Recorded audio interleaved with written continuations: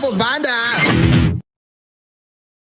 ¿Qué tal, mis estimados herejes? Bienvenidos a Herejes, el podcast, un espacio para conocer y discutir tópicos históricos, científicos, filosóficos, de actualidad y cultura popular desde el pensamiento crítico y la evidencia disponible, intentando siempre encontrar el humor y el punto medio. Amigos, ¿cómo están? Yo soy Bobby y continuando mi serie de Bobby sosteniendo objetos normales, aquí hay un termo de tamaño normal.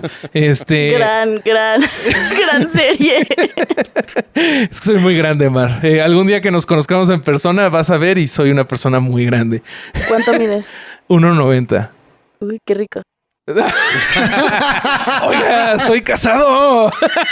Bueno, Yo también. Estás rico. Bueno, igual. está bien. Estamos iguales. Entonces, mi querida Mar, te voy a presentar a mi primer coanfitrión, hermano, amigo y abogado del diablo, Alejandro el Vasco Vázquez Azpilicueta. ¿Cómo estás?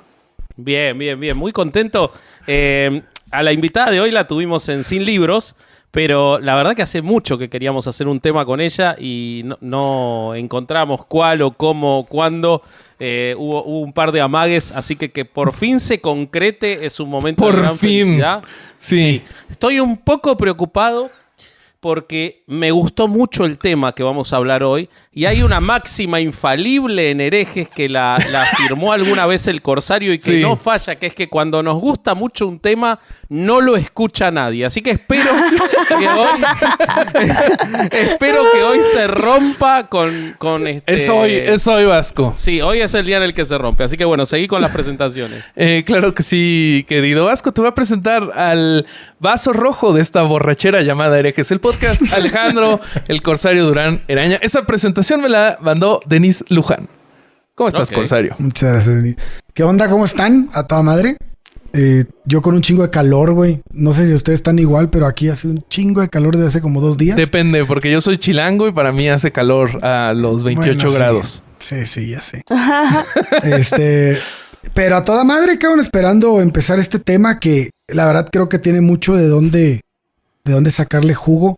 Es correcto. Podemos abarcar varias cosas y creo que el tema que nos trae Mar de cómo funciona para ella, qué es para ella esto, se me hace que va a ser muy enriquecedor. Así que, pues vamos para darle para adelante.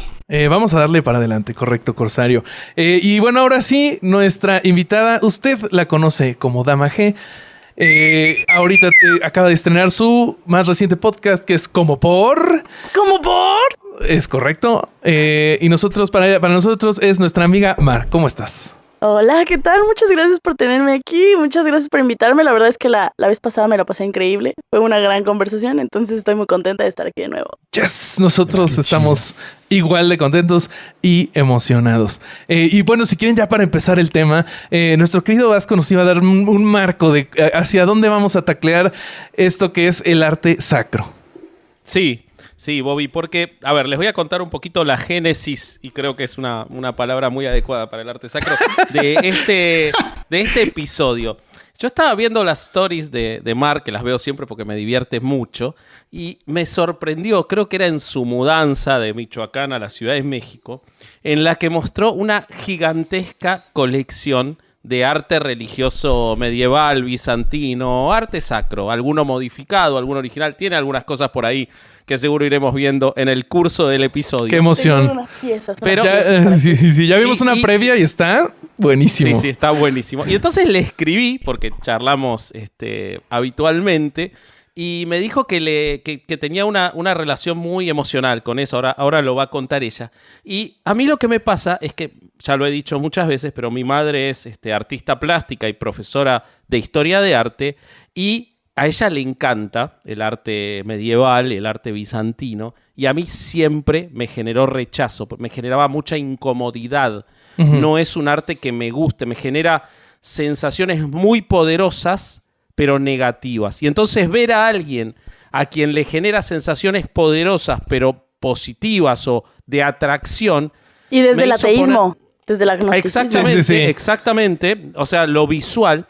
Pero me hizo pensar en, claro, para eso están hechas, para generar sensaciones. Entonces dije, ¿por qué no lo estudiamos? Porque evidentemente nada de esto es accidental, ni lo que me pasa a mí, ni lo que le pasa a Mar, ni lo que le ha pasado a millones de personas en la construcción de la imagen del cristianismo que es de lo que vamos a hablar hoy. Entonces la idea es conversar sobre cómo surgió este arte, pero sobre todo para qué ocurría y qué sigue ocurriendo, porque creo que no hay ninguna persona que pueda negar, sea creyente, o sea atea, o sea de otra religión, que cuando entra en una iglesia, sobre todo en una iglesia barroca, en una iglesia rococó, algo le pasa, algo te pasa en el cuerpo. Y eso me parece que es súper interesante porque no es accidental. Entonces creo que estudiar de dónde viene este arte nos va a dar una idea de los efectos que tiene en las personas. Así que, bueno, nada. Si te parece, Bobby, es todo tuyo. Bueno, vamos a darle para adelante.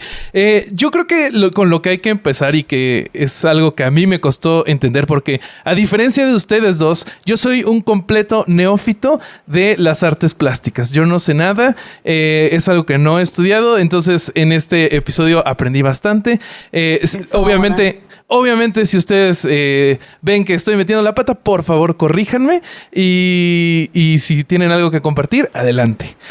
Miren, me encontré del Sacrosanctum Concilium, del Concilio Vaticano II, el siguiente texto sobre el arte religioso. El arte religioso y el arte sacro son actividades de las más nobles del ingenio humano. Están relacionadas con la infinita belleza de Dios que de alguna manera intentan expresar con el fin último de orientar santamente los hombres hacia Dios. La Santa Madre Iglesia ha buscado siempre sus servicios principalmente para que las cosas destinadas... Ay, perdón, me estoy trabando horrible. Me perdí. No, me reía de los gestos de Mar, o sea, estaba haciendo... Pero siempre reacciono a lo que está diciendo la persona histriónica. Sí. No, ni siquiera te estoy viendo, yo estoy intentando leer. Pues les repito.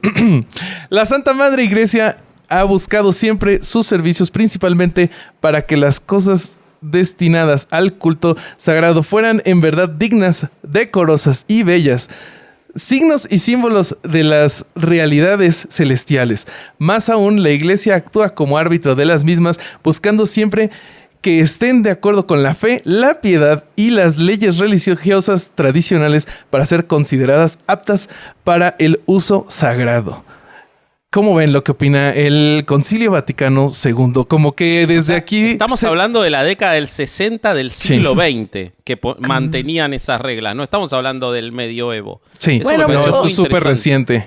Obviamente van a autochuparse el pito, ¿no? O sea, van a decir, güey, claro que sí, lo que hacemos es lo mejor, somos la mejor institución. Sí. Sí, no había ningún chico alrededor y se tuvieron que autochupar. Con mucho asco, yo creo. Qué horrible, Vasco. Pero bueno, algo que me llamó la atención y es algo que yo no conocía, es que dentro de esta parte del Sacrosanctum Concilium se hace la diferenciación entre el arte sacro y el arte religioso. Como que el arte sacro está hecho con el fin de adorar los aspectos más benditos de la religión. El Sacrosanctum Concilium pone el arte sacro por encima del religioso. Por ser litúrgico, ¿no? Es correcto, querido Corsario. O sea, por eso hay ciertas imágenes, y seguro Mar sabe más de esto, que se repiten y se repiten, ¿no? Como la de el nacimiento de Cristo o la crucifixión, pero son estas imágenes que podemos ver una y otra vez. Mientras que el arte religioso es solo para que un artista pueda demostrar su devoción. Pero esa es una distinción moderna. O sea, no... Sí. Digamos, si vos te vas a antes del Renacimiento, solo existía un arte que era el arte al que estaban obligados a trabajar los artistas, que eran artesanos, porque si no trabajaban para la iglesia, no trabajaban para nadie. Digamos, el Renacimiento permitió fortunas privadas que podían hacer que los artistas se convirtieran realmente en artistas y pudieran pintar lo que quisieran con mecenas. Creo que esa búsqueda del Concilio Vaticano II, como siempre la Iglesia, es una búsqueda retrógrada de marcarle a los artistas que vuelvan a pintar para la Iglesia y para la veneración, ¿no? Porque claro, el arte ya para la década del 60 iba para cualquier otro lado que no era ese. A mí lo que me llama mucho la atención es que vos sabés que en el Concilio de Trento, o sea, en el Concilio de 1563, ya en pleno Renacimiento, habían marcado reglas muy similares a las del Concilio Vaticano II, imponiéndole a los artistas también la veneración a las reliquias de los santos, a las sagradas imágenes, a la invocación. Entonces, 400 años en los cuales no avanzaron nada pidiendo lo mismo, que los artistas trabajen para el crecimiento de la fe cristiana. Eso es. 400 años no fue más, o sea, no fue como durante toda la Edad Media, que básicamente la Edad Media son 1000 años. No, digo 400 años entre el Concilio de Trento y el Concilio Vaticano II. Son sí, porque 400 años. Vimos a este tipo de artistas incluso en la música, en tiempos del barroco, que no tenían ninguna... Nadie sabía quién carajos eran, o sea, porque estaban como tras bambalinas haciendo música solo para Dios y ya. Esto lo cambia con el romanticismo, ¿no? Cuando empiezan los escenarios y la persona arriba del escenario. Totalmente. Es que el romanticismo empieza justamente después de la Ilustración y eso no es coincidencia. O sea, el romanticismo nace en el momento en el que Dios dejó de ser el centro filosófico de las cosas y se volvió el individuo, ¿no? Entonces, también exigió una resignificación de todas las cosas. Posiblemente no cambiaron, porque pues al final de cuentas la cultura es presión social de gente muerta, ¿no? Entonces, muy posiblemente no se cambiaron todas las cosas, pero se tuvo que resignificar toda la dimensión. Entonces ya no era porque Dios lo quería, ahora todo teníamos que meterlo en libre albedrío. Todo teníamos que meterlo en elección personal, ¿no? Entonces es muy interesante cómo parte. Pero de lo que decían, esa es la primera razón por la que me gusta mucho el arte sacro, es eso. Sí, estamos hablando de que se generó un monopolio de 1000 años en donde solo el arte tenía que ser para Dios y por Dios, un Dios judío cristiano. Y está culero que haya sido el origen o sea, que haya sido un monopolio de esa manera, pero al mismo tiempo a la hora de voltear al arte sacro yo veo 1000 años de historia. Haya sido como haya sido atravesado por una obligación, estamos diciendo que son 1000 años de los maestros, los meros, los artesanos, porque en ese entonces no eran llamados artistas, ¿no? No era una expresión personal, era una expresión de devoción, pero estamos hablando de 1000 años de grandes artistas, que sea lo que sea, pues chulada lo que hicieron. Pero que solo trabajaban para eso. Y lo que vos decís es real, y te agrego una cosa más. No habría cristianismo sin las imágenes de esos artesanos, porque estamos hablando de una religión en la cual muchísimos de sus creyentes eran analfabetos, como la enorme mayoría de la población, y de una religión que tenía que romper con un montón de preconceptos politeístas para pasar a una imagen monoteísta que se tenía que mostrar, valga la redundancia, en imágenes. El cristianismo solo existe por esos artesanos que solo podían trabajar para la iglesia y que probablemente no trabajaban desde su inspiración, lo cual hace más maravillosas esas obras, sino que desde los encargos, porque si no, no vivían. Entonces es increíble todo lo que hicieron. En los últimos años conocemos sus nombres, como Giotto, que da el paso de la época medieval al Renacimiento, pero hay 1000 años de artistas anónimos. O sea, que la iglesia... Y no es accidental, yo siento que la iglesia buscaba que el artista fuera Dios y los artesanos eran solo la mano de Dios haciendo esos cuadros, ¿no? Para la iglesia, ¿no? Sí, totalmente. Aparte de lo que dices es verdad, o sea, muchísimo del judeocristianismo se resignificó por medio de las imágenes. Hay un montón de cosas que nosotros tenemos en el imaginario colectivo y en el conceptos globales que en realidad no son que provenían de la Biblia ni de los escritos ni nada, provienen del arte, o sea, desde la imagen de cómo es Satanás. O sea, eso lo crearon los artistas. La idea de que la fruta de la discordia era una manzana también proviene de los artistas. Todas las imágenes, todo eso, es bien loco cómo resignificaron tanto que terminaron modificando la palabra sagrada. Y viene de un montón de sincretismo también, ¿no? Total. Dándole una realidad también. Eso es... Justo el arte era justo ese punto de yuxtaposición en donde se creaba el sincretismo. Por ejemplo, la imagen del diablo. La imagen del diablo era este dios que era el dios de las ofrendas, que era un macho cabrío. Y dijeron, claro, porque todo lo que relaciona a la fertilidad es una cosa de Satán. Sí, entonces resignificaron un dios, no me acuerdo en este momento cómo se llamaba, pero macho cabrío, Satán. ¿no? Pero justamente la inspiración fueron las obras paganas y resignificarlo para ser lo malo y así, ¿no? Pero aparte, Sí. ¿cómo fue evolucionando la imagen, no? Porque al principio no tenía cuernos, luego llegó un punto en el que ya tenía cuernos. En algún punto fue azul, güey. Está bien loco, güey. Sí. Pero, ¿saben Sí, qué? claro. O sea, adelante, Vasco, perdón.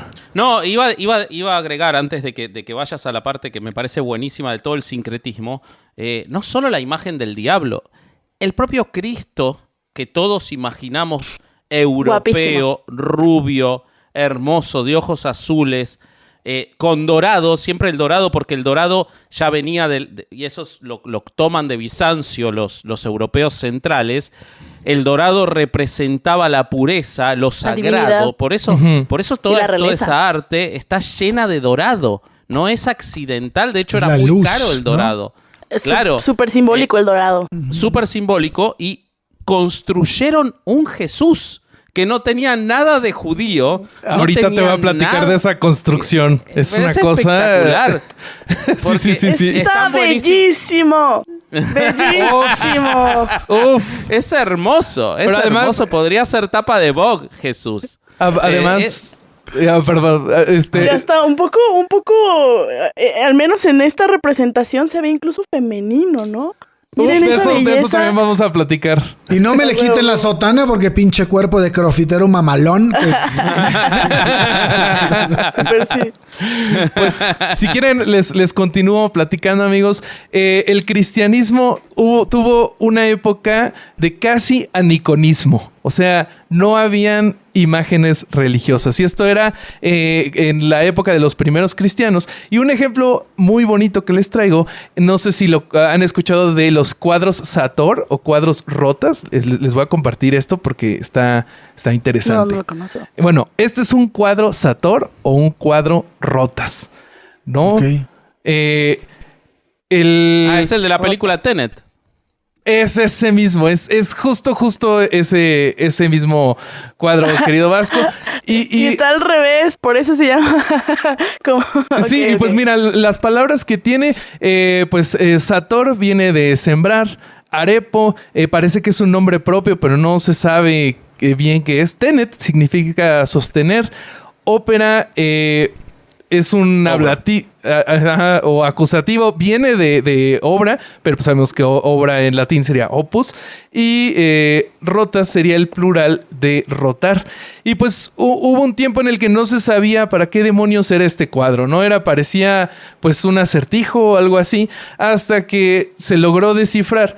Y lo que pasa es que la palabra tenet se puede interpretar como una cruz, y si reordenas las letras dentro de este cuadro, te da una cruz que para los 4 lados dice Pater Noster, y te sobra una A y una O, como el alfa y el omega, que es el principio y el final. Entonces, en esta primera etapa de los primeros cristianos, este era como el común denominador. Si ven algún documental o pueden ver imágenes, en las catacumbas de Roma hay un montón de estas imágenes. Por ejemplo, también está el crismón.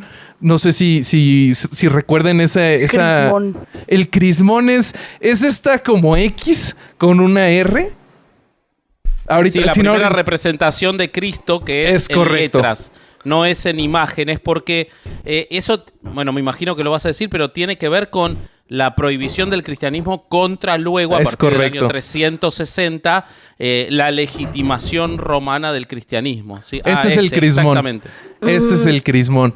Entonces, esta fue, justo como dice Vasco, esta es la primera vez que se representa a Jesucristo, pero igual de una manera anicónica. Estas son una combinación de las letras griegas Ji y Ro.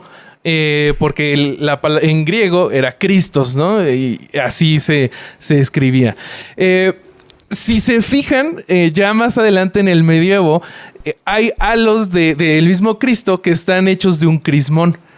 Entonces, de esta parte es de donde vienen. Otro de los símbolos que Cristo se usaban... en Cristo, Cristoception. Sí, ok. Cristoception. ¿Y Está ves bueno. el pescadito que usan los cristianos? Encontré un dato de que cuando 2 cristianos se encontraban en Roma, uno dibujaba la curvita de abajo y si el otro también era cristiano, dibujaba la curvita de arriba y se formaba el pescadito y así sabían que eran cristianos. ¿Cómo así? No mames. ¿Cómo hacer el corazón? Sí, junto? sí, ándale así, pero pescadito cristiano. Y de ahí derecho al circo, de ahí al circo romano, ¿no? Sí, Era sí, un de ahí- espía que hacía la parte de arriba de manera sistemática y se lo llevaba al circo. ¿Cómo que andan dibujando pescaditos? Vénganse, hijos de la chingada. Pues esto fue evolucionando, queridos amigos, y los primeros cristianos comenzaron a crear sus primeras imágenes. Y una de esas primeras imágenes fue la imagen de Jonás. No sé si recuerden a este santo, pero él fue tragado por una Sí, ballena. el de la ballena. El primer Exacto. Pinocho. El primer Pinocho, sí. No sé si Porque Pinocho fue o hecho de Gepetto. diferentes palos. No, no es cierto. No, no, espérate. Pues miren, él es tragado por una ballena, permanece dentro de la ballena 3 días y después él sale y emerge como un hombre más sabio. Entonces los cristianos dijeron, 3 días estando fuera del mundo y regresa de una mejor forma. Esta es una forma perfecta de retratar a Cristo o hacer una escultura de Cristo sin necesariamente tener que retratar a Cristo. Entonces, aunque estaban ocultos, ya estaban empezando a tener imágenes de Cristo sin Entonces, esto el necesariamente. pececito, la imagen del pececito es por la ballena. No, yo lo tengo entendido que era por la parte de multiplicar los peces. El pez, sí, entiendo que sí. era anterior a la ballena. Ya. Sí, de hecho, Mar, no, la única representación de pez que se encuentra en las catacumbas romanas no es la del pez ese sencillo que se sigue utilizando hoy, sino que hay imágenes. Ahora Isaac pondrá una imagen que tengo yo aquí, que está en las catacumbas romanas del siglo II, que representa la Eucaristía y que es como un pez que tiene como si fueran panes encima y que está flotando. Esa imagen se conserva hasta hoy en la cripta de Lucina en San Calixto, Roma, y demuestra ya la utilización del pez como imagen del cristianismo desde esa época. O sea que tiene mucho sentido que eligieran la historia de Jonás, porque claramente para ellos una ballena era un pez gigante, ¿no? No iban a hacer la distinción de mamíferos. De hecho, está muy chistoso. O sea, en las esculturas de Jonás, la ballena parece como un dragón muchas veces, como una serpiente. Sí, no es una ballena como nosotros vemos, porque pues ellos todavía no tenían la tecnología. Decían, ¿una ballena? ¿Qué es eso de una ballena, güey? O sea, ¿quién había visto una ballena? Muy poca gente, o sea, no se conocía. Pero qué loco pensar que sales después de que te devoró una ballena y sales bien así de, güey, es que me puse Aprendí a meditar un dentro de la chingo, ballena. güey, allá adentro. No, seguramente más bien saldría con la mirada de las 1000 yardas, güey. ¿Ubican la mirada de las 1000 yardas? Y ya. Estrés postraumático. Y no hablas nunca más hablas después de eso. Así, güey. Pero además el olor a pescado, ¿no? O sea, o te tenés que bañar 100 veces o te vas a vivir a Alemania. Son las dos posibilidades que tenés con el olor que vas a tener después de eso. Ahora, es muy poderosa la imagen, esto lo hemos hablado muchas veces, de cómo para el cristianismo la sabiduría no está en el aprender, en el adquirir conocimiento, sino en la introspección con Dios, que es en realidad ignorancia. O sea, ellos benefician la ignorancia. Es muy poderoso, boludo. Qué fuerte. Porque al mismo tiempo cuando obtuvieron poder, destruían bibliotecas. No es ajeno una cosa de la otra. La idea de el conocimiento es con Dios, no es el conocimiento terrenal. Es meterte en una ballena 3 días. Es muy poderoso. Hablar con Dios. Fíjate. Por eso es muy frustrante. Perdón. No, dale. No, por eso es muy frustrante que haya sido tan empujado las ideas de Spinoza, ¿no? Porque para Spinoza lo que tenía sentido era aprender de Dios a través de su creación. Uh-huh. Y era una ideología bastante secular, porque era como de, ok, ¿cómo nosotros osamos saber cuáles son las interpretaciones de Dios? O sea, la única manera que nos queda para verdaderamente entenderlo es ver qué hizo, por qué lo hizo, bajo qué leyes lo hizo, y así vamos a hablar de Dios, ¿no? Entonces imagínense, ese cientificismo de conocer la creación es conocer a Dios. Uh-huh. Pero no sé en qué momento dijeron, ya sabemos todo lo que hay que saber de Dios y hablar con... lo tenemos adentro, es que no... Es que para mí lo primero, parte del... O sea, lo que explicas al principio de cómo lo veía Spinoza parte mucho de la idea de cómo se creaba el mito, ¿no? De que buscaba al final explicar algo y como no tenías la capacidad de definir qué era o todavía los conocimientos pues eran muy, muy ambiguos, muy cortos, inventabas cosas para explicar situaciones, pero que ocurrían a tu alrededor. Entonces, las religiones primarias eso hacían, ¿no? Intentar explicar todo lo que estaba ocurriendo a partir de mitología o de ideas religiosas. Y la religión después dijo, no, la realidad es lo que yo digo que es. Pues entonces ahí es cuando valió madre. La función de la iglesia siempre ha sido eso. Es muy curioso porque identificamos el inicio de la civilización hace más o menos unos 12,000 años, en el momento en el que pasamos de ser una sociedad nómada a una sociedad estacionaria con agricultura. Uh-huh. La agricultura generó el excedente generó la deuda generó el Estado y el Estado generó el clero. Uh-huh. Que de alguna manera el clero es la manera en la que el Estado tiene autoridad. Uh-huh. Entonces, de hecho, la iglesia nace antes incluso ya había protorreligiones, pero la iglesia nace antes del cristianismo y nace justamente con la idea de normalizar quién está en el poder y decir, güey, ellos son porque existe el clero y el clero ya es una unión. Construcción de poder. Por el clero ya son quienes tienen la comunicación con acá. Uh-huh. ¿Quién? Esos. Ese. Ella. Sí. Totalmente. Pues, pero bueno, entonces, ¿cómo viene el tema de las imágenes, Robertito? Por fin los artistas o artesanos en este momento se animaron a retratar a Jesús. Pero como estábamos platicando, no era Jesús de barba que podríamos encontrar en algún festival de música electrónica con este cuerpo de CrossFit, sino que era... los relojes. Ándale, no, todavía no era así. Ahorita les muestro más o menos cómo era esta primera imagen de Jesús. Era así más o menos el chavo. Si se fijan, es como el niño Dios, pero grandote. O sea, no tenía vello facial, era medio andrógino, era pequeño, no estaba mamadísimo. Maciel no te lo perdona ese. No. Maciel, hubiera sido de sus favoritos. Sí. Pero hay razones para esto. Antes de que el cristianismo tuviera este auge, pues habían, como ya lo estamos platicando, religiones paganas y el cristianismo quería convencer a estas religiones. Y en este momento lo que el cristianismo quería presentar era un salvador.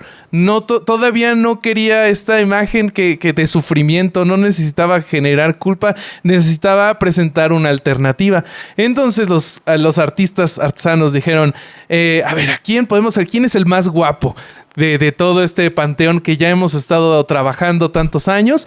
Pues el más guapo es Apolo, el dios del sol, porque es joven, bello. Hay muchas imágenes ya de este dios, y entonces de aquí sacaron a las primeras imágenes de Jesús. Incluso del dios Apolo se robaron el halo de luz que se pone alrededor de las cabezas de los santos para reflejar la santidad.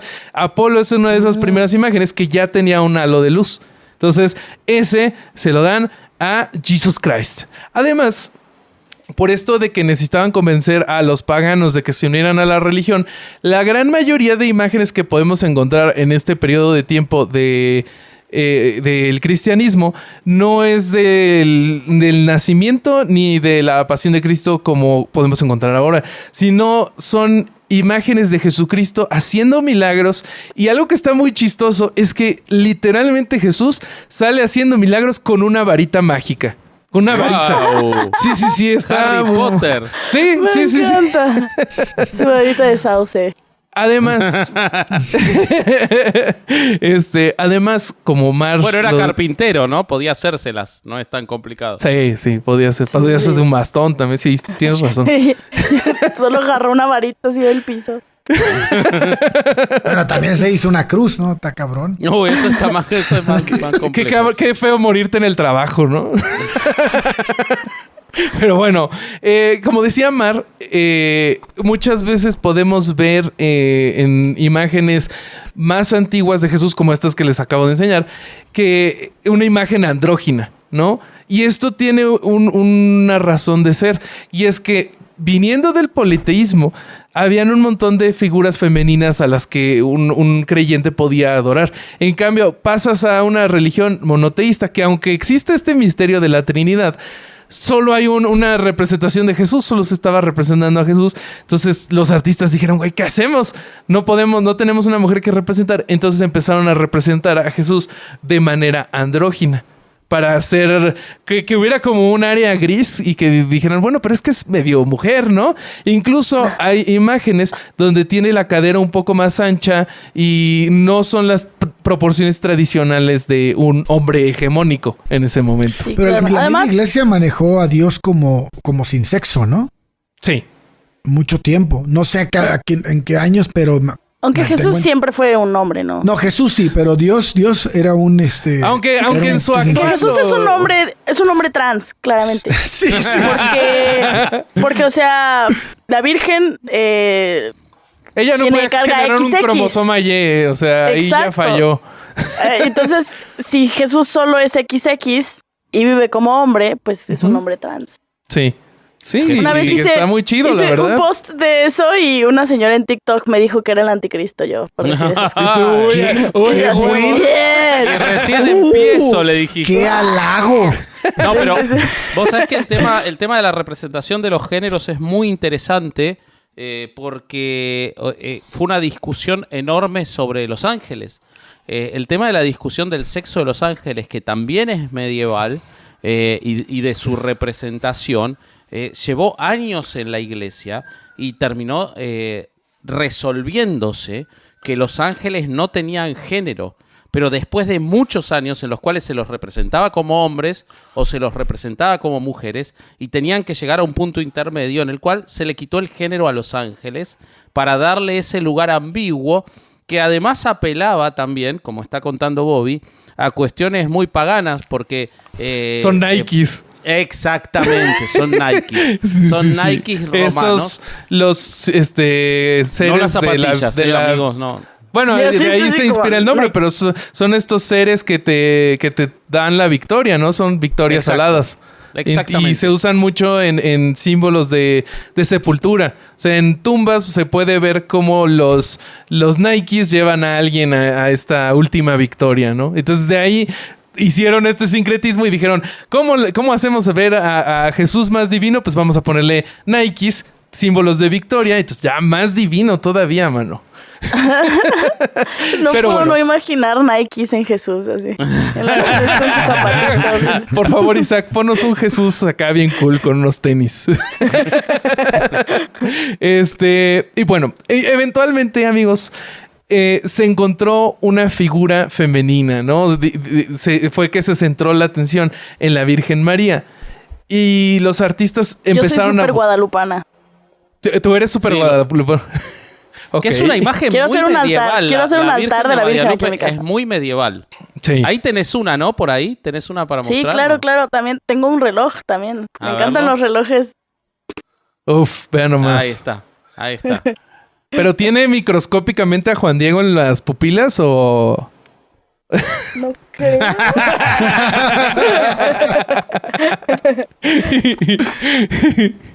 Pues aquí lo que pasó es que los artistas de nuevo se pusieron a buscar en diferentes panteones a qué diosa podían usar para representar a María. Y a quien usaron, o quien determinaron al final, fue a Isis, que es la madre de Horus en el panteón egipcio, que por cierto comparte cumpleaños con Jesus Christ en el solsticio Wow. de invierno. Iris era frecuentemente mostrada amamantando a un bebé, que era Horus, y pues no creo que les sorprenda que de las primeras imágenes de María está haciendo exactamente lo mismo, amamantando a un niño. Y eso es algo que se repite montones y montones de veces. Y todo esto es antes de que Constantino convirtiera el cristianismo en la religión oficial del Imperio Romano. Sí, Constantino, verga, es muy loco, ¿no? La cantidad de personas que fueron demasiado importantes para esta realidad y que tienen poco peso y que no sabemos, pero básicamente Constantino sí fue el que dijo, ¿saben qué, chavos? Voy a elegir esta ideología para unificar a todos. Sí. Pero si no hubiera sido por su esposa, no elige nada. La esposa era la que era súper creyente. Creo que la hija también, ¿no? Y le dijo, vas a ganar esta guerra y la vas a pedir al Dios cristiano que te haga ganarla. Y si te hace ganarla, pues ya. Y él por eso como que le trona el changarro con Jesús. Ya dice, no, pues sí, el cristianismo para toda la vida. Sí. Constantino en realidad uno podría decir que es el creador del cristianismo. Sí. Porque la construcción, como hablábamos al principio, el cristianismo no es algo que crece de manera orgánica, es algo que crece por imposición y es algo que crece muy fuertemente a partir de las imágenes. Entonces, creo que uno no se equivocaría si dice que el cristianismo fue creado e impuesto por Constantino para el mal de la humanidad, ¿no? Pero bueno, eso sería otra discusión de la humanidad. Sí, exactamente. Pues, ¿qué crees, querido Vazquez? Que Constantino hace uno de los cambios más fundamentales para el arte cristiano, que es que se empiezan a construir las primeras iglesias. Los romanos ya construían basílicas, pero también estas se empezaron a usar como iglesias. Las basílicas era para que se juntara la gente, así no había motivo religioso. El único cambio que tuvieron es que normalmente uno entraba a una basílica de lado. El cambio que se hizo es que ahora entrabas por el fondo. Entonces, haciendo ese cambio y poniendo un altar al fondo, ya tenías todo un edificio que le daba enfoque a las imágenes religiosas que se iban a poner hasta atrás. Y entonces ya tenemos un lugar en donde acumular ese arte para adoctrinar a la masa. Ya el arte no tenía que estar en catacumbas, ya tenía un lugar para vivir. Ya de aquí vamos a saltar a la Edad Media, que es... Acá sí, ¡wow! Edad Media. Es la primera vez que conozco a alguien que dice ¡wow! Edad Media. Acá lo que pasa es que se comienza a usar el cristianismo como una parte esencial de la sociedad. La vida de Cristo empieza a ser mostrada como el ideal de las enseñanzas, lo que uno tenía que lograr. Entonces ya no era esta parte de mira al Dios bonito, mira al Dios que se parece a Apolo, es más, te tienes que comportar así. Y bueno, aquí hay prevalencia de imágenes de Jesús por toda la Edad Media. Sobre todo, obviamente, en donde estaba el Imperio Romano y en monarquías cristianas. Sí. Ahora, hay algo muy interesante de eso, de la construcción de todas esas imágenes, es que realmente la Biblia no es un libro muy gráfico. O sea, no tiene muchas descripciones gráficas. Cuando uno busca, por ejemplo, lo que es la crucifixión de Cristo, no hay muchas descripciones. De hecho, eso es una gran crítica que se le ha hecho en los tiempos a Mel Gibson, que se sacó del culo todas las imágenes, ¿no? Porque en la Biblia no están. Pero tuvieron que recurrir y hay como una cierta no legitimación de la iglesia en la Edad Media. Muchas de las imágenes que tenemos, por ejemplo las de María, son de evangelios apócrifos, porque los artesanos tenían que recurrir a las descripciones que estaban en evangelios apócrifos, porque los evangelios aceptados eran, salvo por Mateo, que tiene alguna descripción un poquito más puntual, pero eran muy pobres en descripciones. Entonces, es muy interesante y de nuevo habla sobre la real construcción del cristianismo, cómo todas esas imágenes que provocan esas emociones en Mar o ese rechazo en mí o lo que sea, son de evangelios apócrifos y no de los evangelios oficiales de la Iglesia Católica, ¿no? Y hay una razón de eso, porque se basaron en esos evangelios que no eran tan descriptivos, porque entre más descriptivos más se podían contradecir unos de otros. Entonces, la iglesia. Claro, entonces... Sí. Entonces, por eso después los artesanos dicen, puta, pues me dejaron sin material, ojetes, pues ahora vamos a tener que revisar lo que no quisieron agarrar. Sí. ¿Te tocó conocer, Mar, alguna vez los evangelios apócrifos? Te encantarían.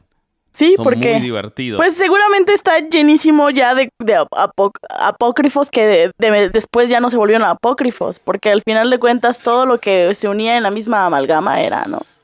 No, pero es que había muchísimos antes de que se termine eligiendo cuáles eran los oficiales, que tienen hermanos de Cristo, novias esposa de Cristo. El spin-off. Exactamente. Fanfiction. Fanfiction de Wattpad. Sí, son hermosos. Sí, alguna vez te recomiendo que busques porque realmente tienen muchas descripciones gráficas mucho más interesantes y divertidas que los evangelios oficiales. Me encanta. Pues, ¿qué creen, amigos? Continuemos, si quieren, con este viaje de arte con el Papa Gregorio el Grande, allá en el 590 y hacia el 604. ¿Qué?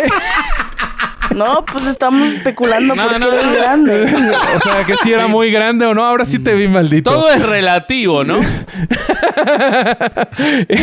Bueno, a partir Lo importante no es el tamaño del Gregorio, sino cómo lo usa. ¿Cómo lo usa? Tiene que quedar claro. El problema es que Gregorio lo usó para el mal porque a partir de su papado las imágenes se comenzaron a usar explícitamente para la adoración a lo divino y para la evangelización de los analfabetas. Desde este momento ya se empiezan a colocar cuadros en las iglesias, a pintar frescos en los muros y hasta se encargaron piezas diseñadas para el culto privado. Aquí es también donde ya empiezan a haber relicarios, por ejemplo. No mames. Y estas pequeñas imágenes para que si tú eras alguien con dinero, podías tener estas imágenes. Todo con el objetivo de mejorar la experiencia religiosa de los participantes. Yo siento que esto es marketing, güey. Que claro que sí, güey. O sea, el marketing que le metieron a la iglesia judeocristiana es brutal. Una de las cosas que más... Sí. O sea, Y aquí también ya empiezan a existir varios escritos donde se dice cómo se deben de usar diferentes imágenes al momento de crear este tipo de arte, que es el arte religioso. Al mismo tiempo, o sea, ya este es un poquito más lejos en el lado bizantino, la cosa fue diferente porque ellos tuvieron una crisis iconoclasta en donde todo el arte que se hizo al principio del Imperio Bizantino, o la gran mayoría de este arte religioso, se perdió. Porque ellos tenían esta controversia de, es que no estás adorando a Dios, estás adorando a la imagen. Entonces, vámonos, adiós todo ese arte. Y de ahí es que ellos tienen diferentes patrones. También pues tenemos que después hubo presencia islámica. Ellos que también están todavía del lado anicónico y están solamente con patrones. Pues tenemos esta influencia que después se extiende hasta España por medio de África. No es extraño cuando el fin de todas las religiones y de todos los líderes religiosos es el mismo, ¿no? Que es el adoctrinamiento y el control. Pero ahora... En cuanto a lo que decís, volviendo. Él está hablando de la forma, ¿no? Claro, la forma de las imágenes cristianas. Vos sabés que yo leí algo que me rompió la cabeza, que creo que te lo conté, Roberto, que tiene que ver con el paso de la edad del arte pictórico de la Edad Media al Renacimiento, que es el descubrimiento o la invención, como quieran decirle, de la perspectiva. Todos esos cuadros que tiene Mar y que le encantan a Mar tienen una característica muy definitoria que es la falta de perspectiva. Así como todos parecen estampas así. Así como lo tiene la Virgen de Guadalupe, por ejemplo, ¿no? Sí. Y la ruptura, el descubrimiento. Les faltó ahí un Bob Ross, ¿no? Para que hiciera unos pinches cambios mamalones. Pero la ruptura, el descubrimiento de la perspectiva sacrifica un montón de cuestiones dogmáticas, porque lo que está diciendo Bob, si ustedes, el público, y ahora Isaac puede poner alguna imagen, cuando ustedes ven una imagen medieval o bizantina, que esto lo comparten los dos, religiosa, las figuras tienen su tamaño en virtud de su importancia. Es decir, el tamaño de las imágenes no responde a la ubicación en el espacio, sino a su importancia religiosa. Es decir, Cristo siempre es más grande, no importa si está en el fondo, si está en el siempre frente va al o si centro está en un también. costado. Exacto. Pues es como un dibujo de kinder de un niño que le dicen, Sí. dibuja a tus papás y dibuja así Totalmente. a la Bueno. uno bien grandote a la Lo chingada. hace, sí, lo hace el que más le emocional. importa. Sí. Ajá. Es que nosotros No sé. ahora vemos la perspectiva como algo obvio porque lleva 500, 600 años de existencia, pero es realmente revolucionario. Que yo lo que estuve viendo es que más bien en el Renacimiento se redescubre la perspectiva, ¿no? O sea, ¿existía en arte pictórico anterior? Me parece que con los griegos ya existía y se redescubre. Ah, eso yo no... Bueno, no importa, digamos, no es información que yo encontré. Yo encontré, digamos, de hecho, quién está bien identificado quién fue el que la describió y escribió cómo Sí. tenía que ser. Puede ser que sea un redescubrimiento, realmente no lo sé. Pero es interesante porque él sacrifica ex profeso la idea de poner a las figuras por su importancia y dice, no, las figuras tienen que estar en el arte de acuerdo a su ubicación en el cuadro, en el espacio. Y eso cambia totalmente no solo la forma en que vemos un cuadro, es decir, es muy fácil encontrar arte medieval o bizantino por la falta de perspectiva, pero también rompe esa idea de la figura más importante es la más grande, no necesariamente. Y eso me parece súper interesante. Sí. Es la más cerca, no la más grande, ¿no? Ya después. Sí. Ok. Bueno, algo como decía Vasco hace rato, con el Renacimiento cambian un montón de cosas en el arte religioso y el arte sacro. Y una de las cosas principales que cambia es que ya existían los mecenas, ¿no? Y entonces ya las piezas se hacían entre... o los factores que contribuían a cómo se hacía una pieza era el criterio del artista, su habilidad, las costumbres sobre las imágenes, lo que decía la iglesia y lo que pedía el mecenas, porque el mecenas pues tenía chance de decir, oye, píntame una crucifixión. Y entonces, dependiendo de todo eso, era que se hacían las obras. Y entonces, el que hubiera un mecenas que pidiera obras y que hubiera artistas que ya empezaban a ser pues más rockstars, empiezan a pasar cosas muy interesantes. Por ejemplo, si había muchas reglas sobre cómo pintar una crucifixión o un nacimiento de Cristo, no habían tantas reglas sobre cómo se debería de pintar alguna otra escena. Entonces, por ejemplo, existen obras como El Cristo en el desierto de Moreto de Brescia, que pinta una escena en la que sale Cristo, sale con un montón de animalitos y, o sea, él pinta algo que es bastante diferente a lo que se estaba pintando en la época. Déjenme ver si se las puedo mostrar. No nos la muestres, Bobby. No nos la muestres porque me parece que va a ser muy fuerte. Ahí está. Ah, la imagen. Entonces, él saliéndose de esta... Es una princesa de Disney. Sí. Les está cantando a los animales en realidad. Para que le hagan el quehacer. Le van a hacer el vestido. Sí. Otro de los ejemplos que les traigo es una obra de El Greco, donde justo él demuestra lo bien que dominaba la perspectiva lineal, mientras que estaba lanzando un mensaje que iba muy de acuerdo con la Contrarreforma. Y esta es la obra de La curación del ciego. Déjenme, se las muestro. Otra vez el cuadro, querido Vasco. Por favor, contente. Sí. Ahí está. Esta es La curación del ciego. Entonces, igual no, ya, el Cristo ya no iba en el centro, no era la figura más grande. Hay otras cosas que están sucediendo en la obra al mismo tiempo y siento que está muy bonito. Wow, está pasando un... A ver, no, espera. Ay, perdóname. Ahí va otra vez. está pasando un vergo de cosas. Sí. ¿Verdad? Sí, o sea, Aparte no se ve como que esté curando nada, se ve así como, órale, mocos. parece que le está quitando una Pero lagaña, sí, parece. ahí me encantan esas imágenes porque parece como un partido de fútbol americano, como que todos en la línea, ¿no? Así, agarrándose la ropa y nadie sabe por qué. Así como empujándose. ¿Qué está pasando? Sí, por allá hay una situación muy homoerótica Sí, pasando en parece- el fondo. Güey, hay un perrito, güey. Hay un perrito allá abajo. Eso es lo mejor. Pero un perro, pero en posición como de gato, güey. Es que como que se quiere robar esa bolsa, güey. Sí, está Sí. raro. Sí. Y bueno, esto es una de las cosas que nos regaló el Renacimiento en cuanto a arte religioso.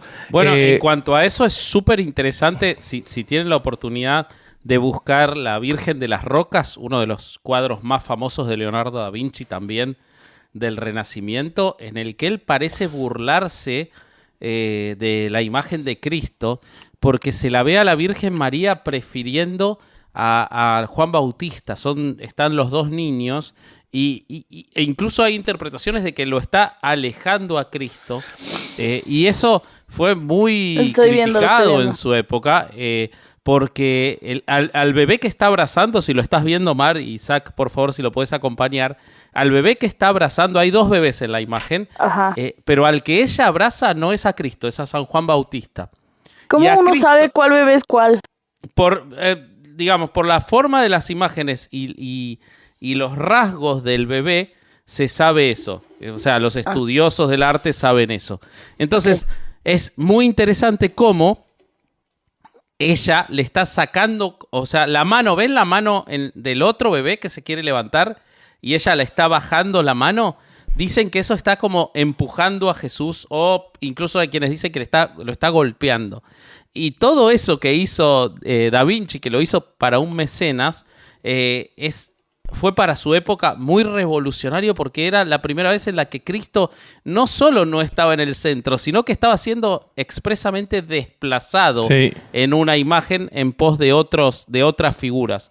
Todo eso pudo ocurrir gracias al Renacimiento, ¿no? Y gracias a que Leonardo estaba re loco también. Sí, totalmente. Y pues bueno, si quieren, ¿por qué no pasamos a la parte de nuestra invitada? Cuéntanos, o sea, ¿a ti qué te pasa con el arte religioso, Sacro. Mar? O sea, ¿cómo te ha impactado? ¿Tienes algún periodo favorito? Cuéntanos todo. ¿Y cómo haces para dormir con todas esas imágenes sin tener Ahí pesadillas? viéndote. Primero que nada, sí, contexto, me encanta el arte sacro, tengo una cantidad brutal de arte sacro en mi casa y todavía quiero más, he estado coleccionando más desde que llegué aquí a la Ya ciudad. sabemos qué regalarte entonces. Sí. En Facebook he estado comprando, lo quiero poner en el techo. Por ejemplo, mi baño principal lo quiero llenar de Cristos, completamente de Cristos. Wow. Así, todo el Se baño me hace un principal. genial proyecto. Tengo aquí algunas piezas que me gustaría mostrarles. Por Me favor, encanta la adelante. Virgen de Guadalupe, me encanta. Aquí tengo la Virgen, es una de mis cosas favoritas del mundo mundial. La Virgen me fascina.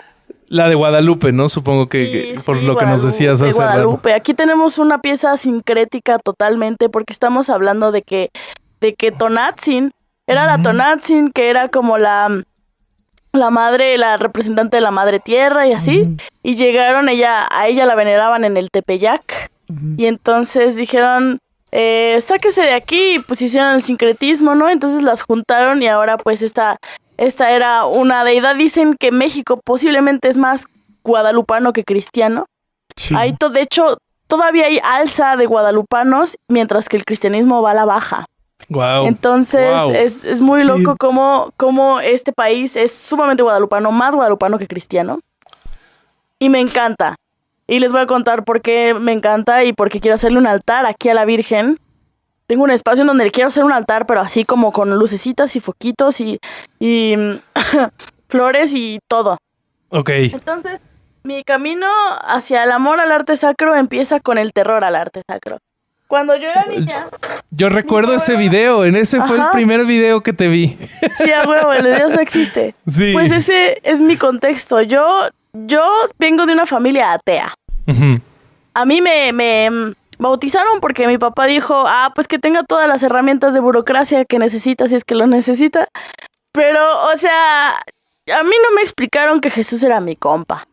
A mí no me dijeron que era mi amigo, a mí no me dijeron que sangraba por mí, a mí nadie me dijo que ese güey era el güey. Entonces, para mí, Cristo era el coco. O sea, todas las personas tenemos bueno, yo creo que muchas personas tenemos una figura que nos daba terror, así en la infancia. Te decían el coco, el robachicos, quien fuera, alguien que viste en la televisión, para mí era Jesús. Y por ejemplo, para muchos de nosotros era el diablo, que los que sí nos dijeron que Jesús era nuestro amigo, el diablo era el malo. Yo no recuerdo haber pensado en el diablo nunca en toda mi infancia. Ajá. O sea, ni una sola vez. Recuerdo que la gente decía, pero yo decía, pues están hablando de un ser así mitológico. Ajá. No recuerdo haberle tenido miedo al diablo jamás. Sí. Yo le tenía terror. Pero eso que dices es como, yo me identifico mucho a pesar de yo venir de una familia hipercatólica. No, ¿en serio? Pero es que, no sabía. Pero es que mi abuela y mi bisabuela y mi mamá y todo el mundo tiene la casa, mi bisabuela tenía, mi mamá la tiene, llena de cosas religiosas. Y como tú sabes iglesia barroca, la verdad. Tú sabes que en un momento las imágenes estaban hechas para producir miedo. Entonces, tenían un Jesús en el pasillo, en la casa de mi mamá, y yo recuerdo que yo pasaba por el pasillo para ir al cuarto de mi mamá y me pegaba hacia la pared para meterme al cuarto porque me daba culo si me daba verlo. No mames. Y es que eso que dices que te daba miedo es que al final son figuras de control. Te hacen como, te lo enseñan justo para que te dé culo. O sea, es eso. Pero imagínate si además de que te lo hacen para que te dé culo, pero tú no entiendes nada de la dimensión de Jesús. O sea, todavía no tienes como la información o la carga de agradecer su existencia, sino todo es súper solo control. O sea, yo solo veía un hombre sangrando, veía un hombre mutilado, mancillado, golpeado en la sala de las señoras. Como encontraron videos algo así, ¿no? Así de con mucho impacto, ¿no? Está muy gore, o sea, una imagen de Jesús es así, es como pesado, entonces yo le tenía terror.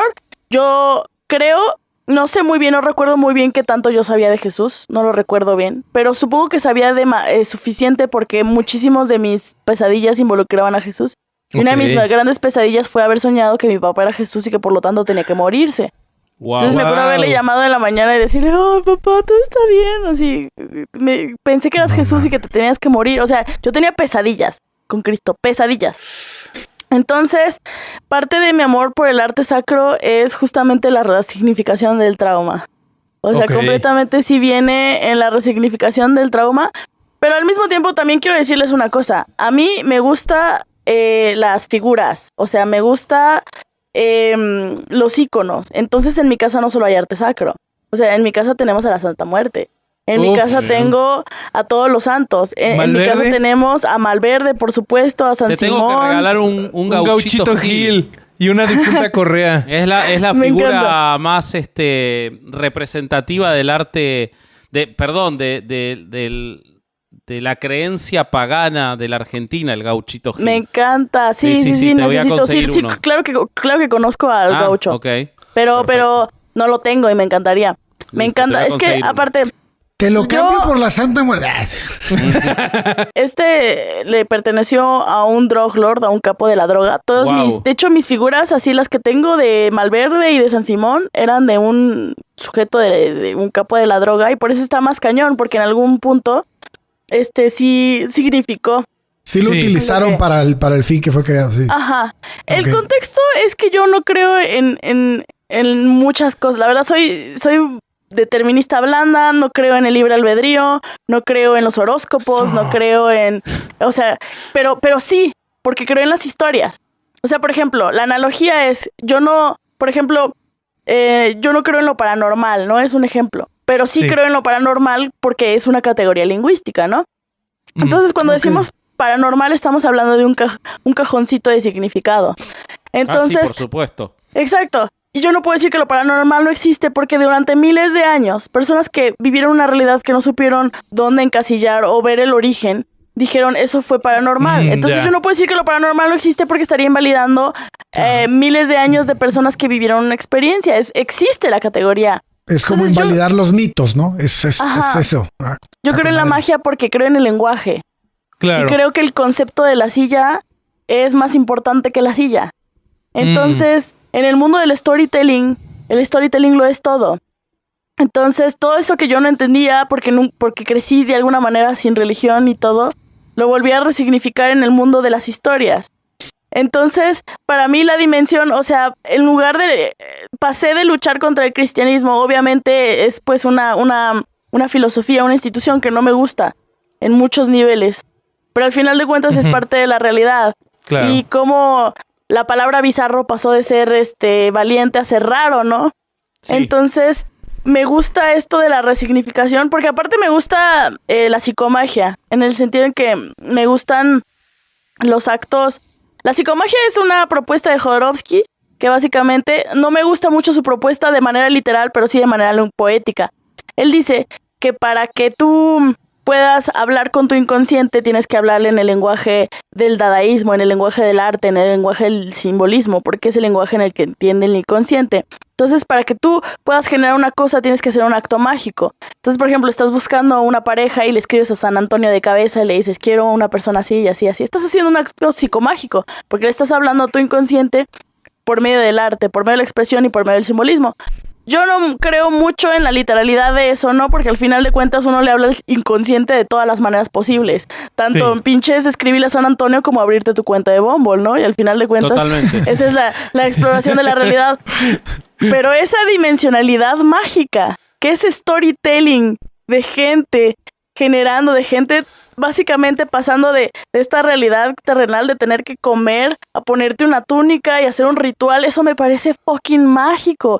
Y es por eso, de hecho, les voy a contar algo rapidísimo, Sí, pero sí. quiero hacer un aquelarre. Ok. Así, Ok. pero, o sea, no creo en Satán, pero quiero así a 20 mujeres desnudas alrededor de una fogata y que tenga que haber sangre y que tenga que haber orgía, porque al final para invocar a Satanás necesitamos... Estás describiendo la adolescencia del corsario en Tampico. Pero está bien, ok. Llegaste tarde, pero está bien, la puedes recrear. Porque a mí me gustan las historias. A mí me gusta el performance. El performance puede venir de todos disfrazarnos en Halloween o recordar algo, un framework que ya existe, resignificarlo, buscarlo y encontrarlo, ¿no? Entonces yo pasé de no ser creyente a ser hater, a de repente decir, me acuerdo que tenía unos amigos que tenían una casa en la que hacían muchas pedas y al lado había una virgen en medio de una gruta, güey. Yo siempre soy muy sociable, muy extrovertida, pero hay un punto en el que me canso y me tengo que ir, me escondo tantito y siempre me iba y me escondía a la Virgen y pues yo llegaba en estados alterados con la Virgen, ¿no? Hola, Virgencita, ¿cómo estás? Ajá, me sentaba y le decía, ¿qué hubo, mija? ¿Qué pedo, güey? Entonces empecé a platicar con la Virgen, güey, y dije, no mames, qué icono más loco, ¿no? Todo lo que es inherentemente de la Virgen me hacía mucho ruido porque al final de cuentas estamos hablando de la eterna propiedad de la mujer como el acto de su ser sexuado, como el envase que puede procrear. Y eso no me parece la mejor representación de las mujeres, ¿no? En la historia del todo, ¿no? Pero bueno, más allá de todo eso, ok, estamos hablando de que es una morra que dio a luz a un alien. De manera muy alien. La tenemos toda sincrética, tenemos atravesada en ella todas las historias de los pueblos anteriores, incluyendo las veneraciones aztecas. Y la ponen ahí, o sea, uno va caminando por la calle y se encuentra un bote de basura utilitario y ve la cera utilitario y ve lo que sea utilitario. De repente vemos la pieza de una mujer. Y es una excusa para que tú llegues y te sientes a pensar, te sientes a filosofar, te sientes a agradecer y te sientes a meditar. O sea, estamos hablando de qué nivel utilitario es el nivel espiritual, güey. O sea, qué cabrón, güey. O sea, yo dije, güey, pasé de solo ver altares de la Virgen a decir, qué belleza. Primero tenemos kitsch. Ahí tenemos ya México nuevo, México mágico. Que México mágico es completamente kitsch. O sea, qué país es así de barroco, de mezclado, en el que mezcla ese mal gusto que tenemos, ¿no? De la historia del Mexa, de las cobijas, del tigre. Todos tenemos la cobija del tigre. Ajá. Tenemos ahí historia mexicana. Entonces me empecé a hacer muy kitsch. Yo soy muy maximalista. Mi casa cada vez la estoy llenando más de cosas. Me encanta el maximalismo, más es más. Me encanta el kitsch. Aquí tenemos, por ejemplo, una pieza de un artista que está en Lagunilla. Increíble. Tenemos a una Frida Kahlo que tiene hasta angelitos. Miren nomás qué pieza, hermoso. Y tenemos aquí, cómo no, a una virgencita de Guadalupe. Increíble. Entonces, obviamente quiero mi altar porque es la idea y la resignificación Claro, de o esta sea, figura. la importancia de la imagen como transmisor de un montón de cosas, pero Sí. a partir de la construcción de la propia imagen. Eso Por es muy supuesto. interesante porque es justamente la búsqueda de estos 1000 años que vos decías de la Edad Media trasladada a lo actual. Es decir, el efecto simbólico que generan esas imágenes no se ha perdido. No, En el aspecto individual. Es decir, cuando vos te cruzás con esa imagen, sigue generando cosas. Vos Claro. podés intelectualizar todo lo que quieras y podemos volvernos una sociedad cada vez más secular, una sociedad cada vez más cínica, pero hay un lugar muy primigenio en el cual esas imágenes siguen generando cosas porque apelan y entiendo Al a dónde va. sentimiento. Ajá. Exactamente. Y eso es insoslayable. Es Y- insoslayable. Por eso, cuando vos hablas de la psicomagia o cuando, por ejemplo, Joe Badía habla de la magia caos, están apelando a triggers emocionales psicológicos que no tienen nada que ver con elementos externos. Sí. Y creo que estas imágenes, por eso a mí me generan un rechazo por toda mi construcción, por eso a vos te generaban miedo, son muy potentes y podemos intelectualizar lo que quieras, pero me parece muy difícil encontrar una persona a la que no le produzca nada. Me parece que eso no puede pasar, es muy difícil que pase. A mí me parece muy bello eso, así como de, yo no puedo cambiar la realidad, no puedo cambiar un México completamente, que es un México lleno de simbolismos, es un México de adoradores, o sea, tenemos un México súper, esto está Sí. muy cargado. Hay mucha creencia, Yo ¿no? Yo no puedo cambiar esa realidad, entonces empiezo a resignificar esa realidad, que sí arrastra muchas cosas negativas, pero lo empiezo a moldear. Y empiezo a agarrar mi propio significado de la magia y empiezo a generar, y por eso también voy a empezar a coleccionar arte modificado y tengo algunas piezas. A ver. Esta, por ejemplo, yo la hice. A ver. Esto ya es pues una resignificación. Uf. Tenemos aquí Está buenísimo.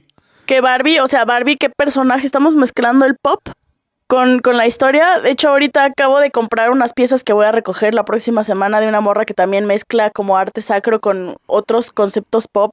Y voy a empezar o sea, me gusta dejar el arte sacro así sin modificarlo por todo eso, pero voy a empezar a entrar en esta dimensión artística. Barbie hace todo. Barbie es Oye, dentista, Barbie es profesora. Era lo que Obviamente faltaba, Barbie puede ¿no? ser profeta. Barbie crucificada Es algo que era no lo había hecho. faltaba. Que Ajá. teniendo en cuenta que Mattel creó la Ouija, ¿no? Podría ser hasta Hasbro, oficial Hasbro. esa perdón, Hasbro, claro, ahí me equivoqué. Y Mattel Hasbro es el creó de la Barbie. Ouija. Hay Sí, una sí, sí. competencia ahí. Claro, No, podés Hellmans. No podés llamar a Barbie con la Ouija. Qué lástima, qué lástima. Oye, pero pura curiosidad, Mar. ¿Ya nombraste esta pieza? No, Uf. no. Así nombre, no. In Barbie. Tendría que ser algo así como latino, En In latín, Barbie, ¿no? epa, tráeme algo así, güey. Está Y bella, así. está muy bella. Sí, me quedó linda, ¿no? Y hasta le hice una coronita de espinas. Miren, le hice su Uf. halo y una coronita de espinas.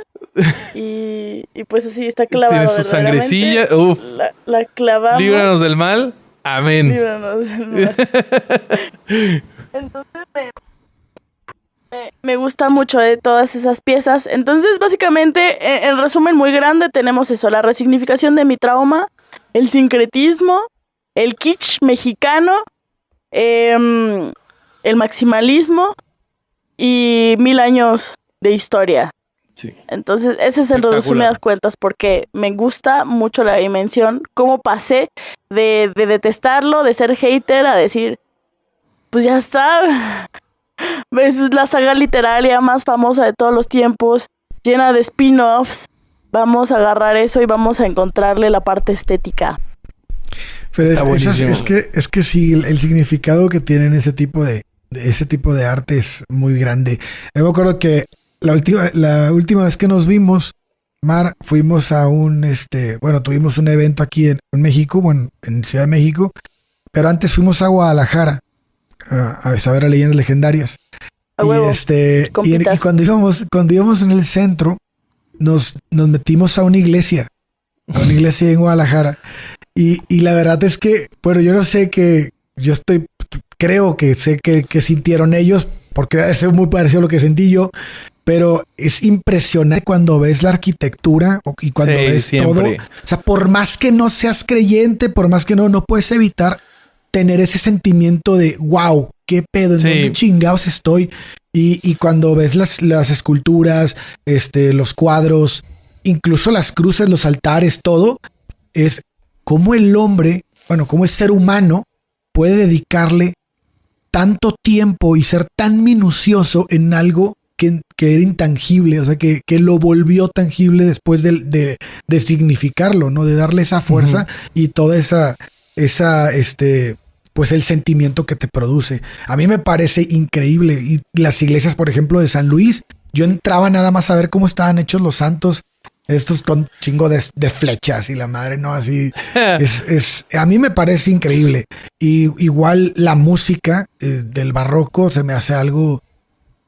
mucha gente dice que Mozart es el mejor músico que ha existido. Para mí es Bach. O sea, es lo que él hizo, se me hace una También locura. voto por Bach. Una locura.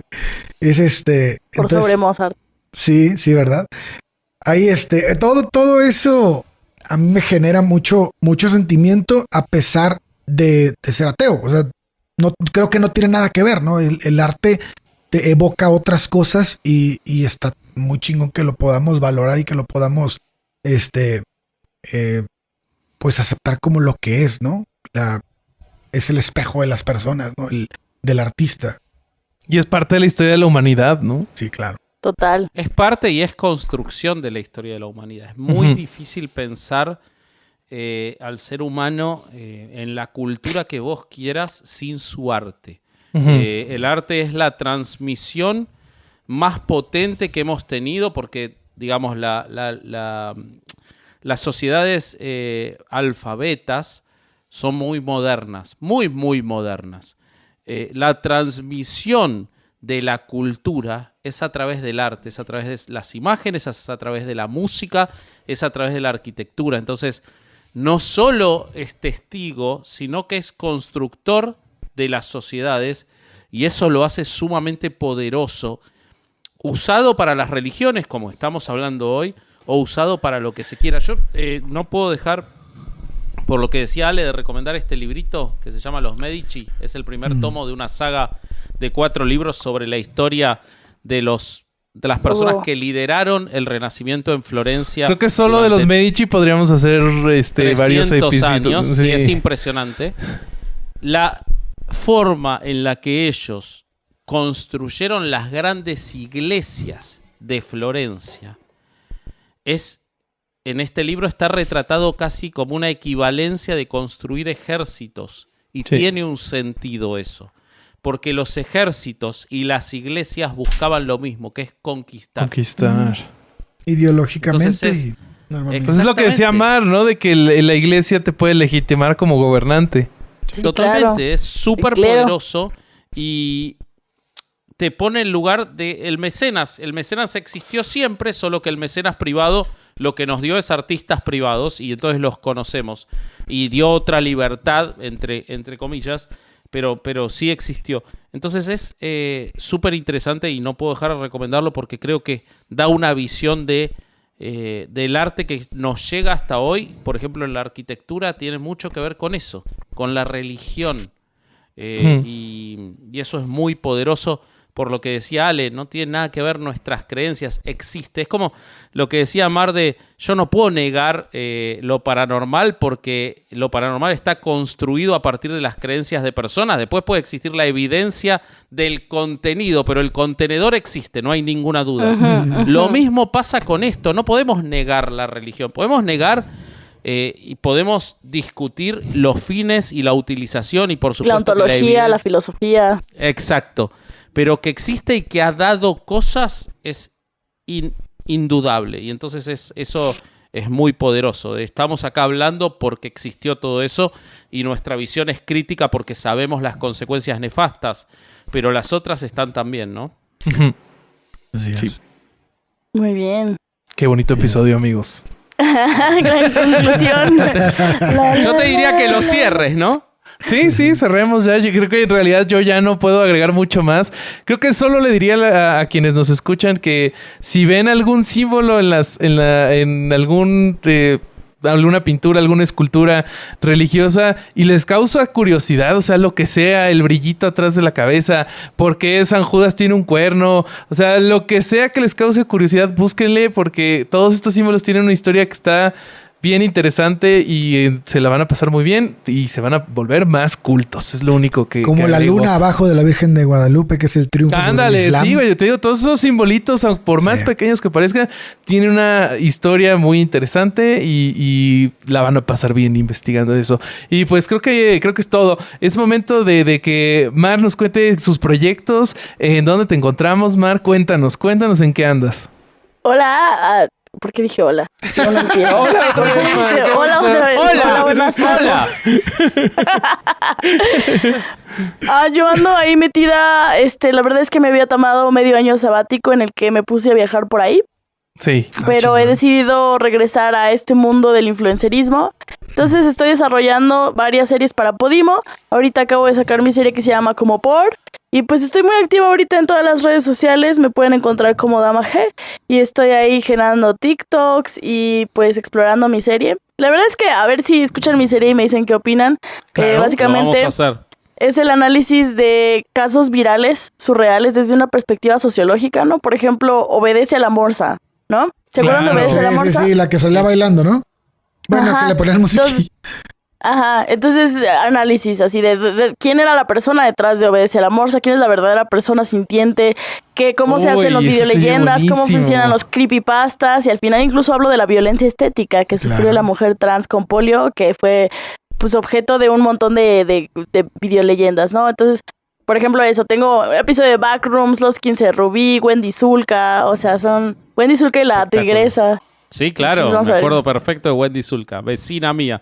Vos llegaste hasta acá, no viniste hasta acá, te quedaste en Bolivia la última vez. Ah, sí, me quedé, No pero sí voy a llegaste, ir. no llegaste. Este año voy a ir a Argentina. Dale, por favor. Por favor. Bueno, Huevo. pues ahí está. Sigan a Mar, busquen su podcast y nosotros, ¿qué onda, Vasco? Mira, ya que hablamos tanto del Renacimiento, si quieren ser nuestros mecenas, 2023 es el año de Herejes en Patreon. Herejes tiene el objetivo de vivir de sus patrones. Así que, por favor, suscríbanse a Patreon. Les prometemos un contenido espectacular. Lo último que acabamos de subir, además de Durán explicando el origen de los mitos, es Bobby conociendo Tampico Por primera vez. Pacheco. Y está Qué buenísimo rico, güey. el contenido. Está buenísimo, es muy divertido. Tenemos las últimas reseñas de los Oscars, de las películas nominadas. Tenemos la historia de los rugbyers argentinos asesinos. En fin, todas las semanas 2 contenidos como mínimo en Herejes. Caro Hernández Solís, por supuesto, todas las semanas, cada 15 días con nosotros. Así que suscríbanse a nuestro Patreon, que no los vamos a defraudar y a nosotros nos ayuda un montón. Además de eso, tenemos el merch. Y yo soy Vasco.hereje y solo quiero decir que si no se quiere quedar para siempre en Herejes, la invitada sé que no, pero estaría buenísimo. Se vale soñar. Soñar no cuesta nada, dice el señor cara de papa. Yo soy Bobby.hereje y usted, señor. Yo soy Corsario.hereje. Y este fue otro domingo de no ir a misa y escuchar Herejes, el podcast. Muy bien. Adiós. Vámonos. Vámonos. Oigan, ¡Vámonos! vámonos. Casero Podcast se hace audio. ¡Chavos, banda! ¿Qué tal, mis estimados? espera. ¿Qué pasó? Isaac, ya tenés tu clip.